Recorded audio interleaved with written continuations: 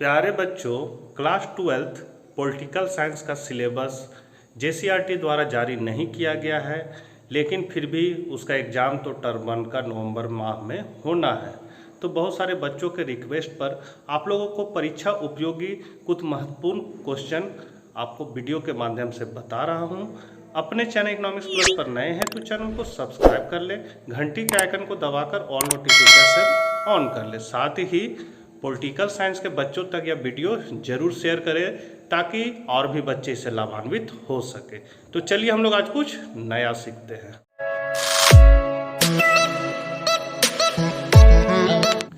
शीत युद्ध का दौर पहला चैप्टर है पॉलिटिकल साइंस का। इससे हम लोग परीक्षा उपयोगी महत्वपूर्ण प्रश्न को देखेंगे। पहला क्वेश्चन है, शीत युद्ध का क्या अर्थ है? तो शीत युद्ध का अर्थ अमेरिका और सोवियत संघ के बीच शंका, भय, ईर्ष्या पर आधारित वाद विवादों, पत्र पत्रिकाओं, रेडियो प्रसारणों, कूटनीतिक चालों तथा सैन्य शक्ति के प्रसार के द्वारा लड़े जाने वाले स्नायु युद्धों को शीत युद्ध कहा जाता है। दूसरा क्वेश्चन है, अपरोध मतलब रोक और संतुलन का तर्क किसे कहा गया है? तो अपरोध का तर्क यदि कोई शत्रु पर आक्रमण करके उसके परमाणु हथियारों को नाकाम करने की कोशिश करता है, तब भी दूसरे के पास उसे बर्बाद करने के लायक हथियार बच जाएंगे, इसे अपरोध का तर्क कहा गया है। तीसरा क्वेश्चन है, शीत युद्ध शुरू होने का मूल कारण क्या था? तो शीत युद्ध शुरू होने का मूल कारण परस्पर विरोधी खेमों की समझ में यह बात थी कि प्रत्यक्ष युद्ध खतरों से परिपूर्ण है, क्योंकि दोनों पक्षों को भारी नुकसान की प्रबल संभावनाएं थी। इसमें वास्तविक विजेता का निर्धारण सरल कार्य न था। यदि एक गुट अपने शत्रु पर हमला करके उसके परमाणु हथियारों को नाकाम करने का प्रयास करता है, तब भी दूसरे गुट के पास उसे बर्बाद करने लायक अस्त्र बच जाएंगे। यही कारण था कि तीसरा विश्व युद्ध न होकर शीत युद्ध की स्थिति बनी। चौथा क्वेश्चन है, शीत युद्ध के दायरे से आपका क्या अभिप्राय है? कोई एक उदाहरण भी दीजिए।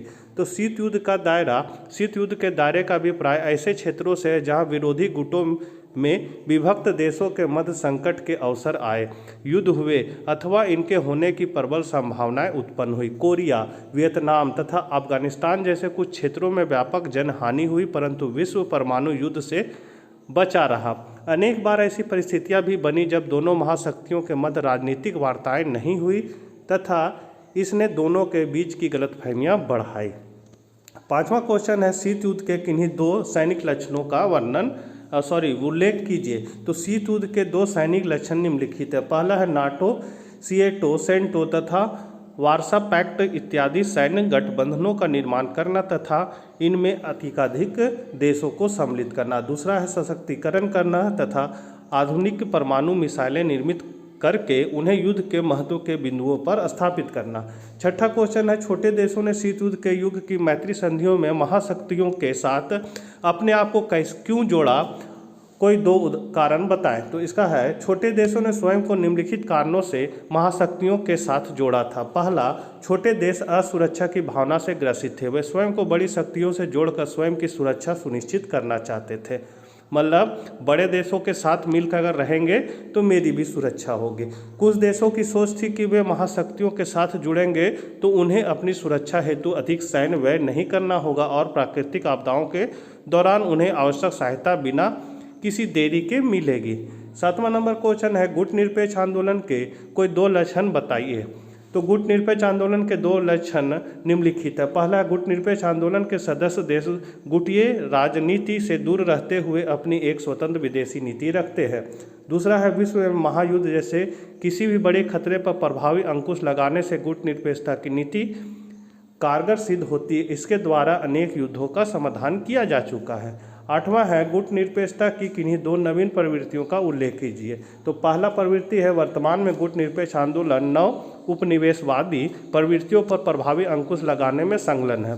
धीरे धीरे गुट निरपेक्ष आंदोलन ने एक राजनीतिक आंदोलन से आर्थिक आंदोलन का स्वरूप धारण कर लिया था। 9वां नंबर क्वेश्चन है, वांडुंग सम्मेलन क्या है? इसके दो परिणाम लिखिए। तो वांडंग सम्मेलन सन 1955 में इंडोनेशिया के एक शहर वांडंग में एफ्रो एशियाई सम्मेलन आयोजित किया गया, जिसे हम वांडुंग सम्मेलन के नाम से जानते हैं।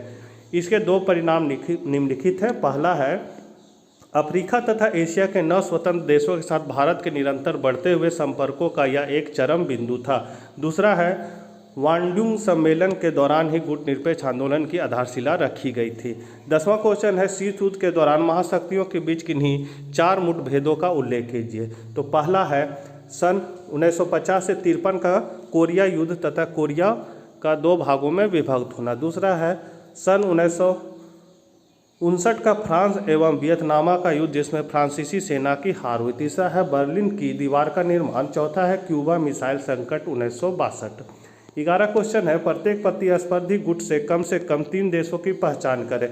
तो सोवियत संघ गुट के 3 सदस्य देश थे पोलैंड, पूर्वी जर्मनी और रोमानिया। अमेरिका गुट के 3 सदस्य थे पश्चिमी जर्मनी, ब्रिटेन और फ्रांस। अब है पाठ्य पुस्तक के आधार 4 में दिए गए यूरोपीय संघ के मानचित्र को देखें और उन 4 देशों के नाम लिखे जो पहले वारसा संधि के सदस्य थे और अब यूरोपीय संघ के सदस्य हैं। तो ये है रोमानिया, बुल्गारिया, हंगरी और पोलैंड। इस मानचित्र की तुलना यूरोपीय संघ के मानचित्र तथा विश्व के मानचित्र से करें। इस तुलना के बाद ऐसे 3 देशों के नाम लिखिए जो शीत युद्ध के बाद अस्तित्व में आए। तो ये ग्राफ है, इस ग्राफ को देख लेना है और यहाँ पर देश का नाम लिखना है। पहला है यूक्रेन, काजाकिस्तान, किर्गिस्तान तथा बेलारूमा। अब है निम्नलिखित तालिका में 3 देशों के नाम उनके गुटों को ध्यान में रख के लिखे जो पूंजीवादी गुट, साम्यवादी गुट और गुट निरपेक्ष आंदोलन में। तो पूंजीवादी गुट में है संयुक्त राज्य अमेरिका, ब्रिटेन, फ्रांस। साम्यवादी गुट में है सोवियत संघ, पोलैंड, हंगरी। और गुट निरपेक्ष आंदोलन में है भारत, मिस्र और घाना। अगला क्वेश्चन है उत्तरी तथा दक्षिणी कोरिया अभी तक क्यों विभाजित हैं, क्यों जबकि शीत युद्ध के दौर के बाकी विभाजन मिट गए? क्या कोरिया के लोग चाहते हैं कि विभाजन बना रहे? तो इसका आंसर है उत्तरी और दक्षिणी कोरिया अभी तक विभाजित है क्योंकि इसके पीछे संयुक्त राज्य अमेरिका और चीन के हित निहित है। इसलिए यहाँ के शासक व कोरिया के एकीकरण की ओर कदम नहीं बढ़ा पाए हैं, यद्यपि कोरिया के लोग विभाजन नहीं चाहते। अगला क्वेश्चन है 5 ऐसे देशों के नाम बताइए जो दूसरे विश्व युद्ध के समाप्ति के बाद उपनिवेशवाद के चंगुल से मुक्त हुए। तो वो है भारत, पाकिस्तान, घाना, इंडोनेशिया और मिस्र। अब बहुविकल्पीय प्रश्न में पहला क्वेश्चन है क्यूबा पश्चात संकट किस वर्ष उत्पन्न हुआ था? तो ये हुआ था 1962 में। बर्लिन की दीवार कब खड़ी की गई थी? तो 1961 में। वारसा संधि कब हुई? तो 1955 में। गुट निरपेक्ष देशों का प्रथम शिखर सम्मेलन कहाँ हुआ था? तो हुआ था बेलग्रेड में। प्रथम गुट निरपेक्ष सम्मेलन बेलग्रेड में हुआ था 1961 में। अब है लघु उत्तरीय प्रश्नोत्तर। तो बच्चों इसको हम लोग नेक्स्ट वीडियो में देखेंगे। वीडियो क्योंकि लंबा हो गया है, तो मिलते हैं नेक्स्ट वीडियो में। तब तक के लिए आज्ञा दीजिए।